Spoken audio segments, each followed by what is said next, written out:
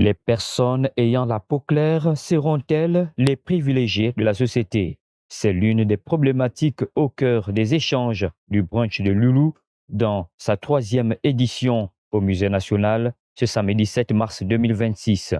Ponce Biogo, organisateur de l'événement, nous parle du colorisme sélectif à la gabonaise. Allons savoir ce qu'il en est.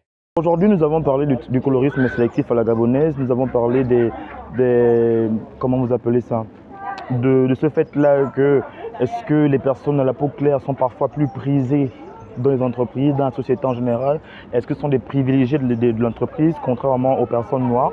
Nous en avons discuté, nous avons eu des témoignages, et nous avons essayé d'apporter des solutions dans les débats, dans les échanges. Nous avons eu à avoir une approche historique, sinon même préhistorique sur la question. À côté de ce thème de société à l'ordre du jour, sur un plan purement sanitaire, il y a aussi la santé sexuelle, notamment son impact sur la fertilité. Donc nous allons détailler ici quelques infections sexuellement transmissibles, à savoir les chlamydia, les gonorrhées, la syphilis, l'herpès, le VIH et le human papillomavirus.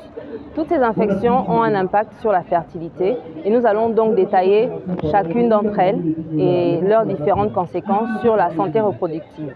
Pour quel intérêt? L'intérêt déjà, c'est comme on dit, du brainstorming, comme on dit en anglais, du brainstorming.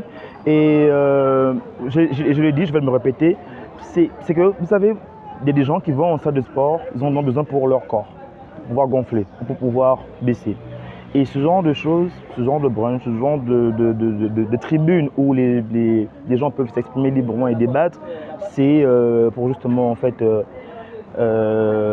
contribuer au bien-être. Dans cette optique de reconstruction de notre pays, de telles rencontres permettent aux uns et aux autres de repenser leur regard sur les autres et la société afin de mieux apprécier notre parcours commun sur le chemin de notre félicité commune.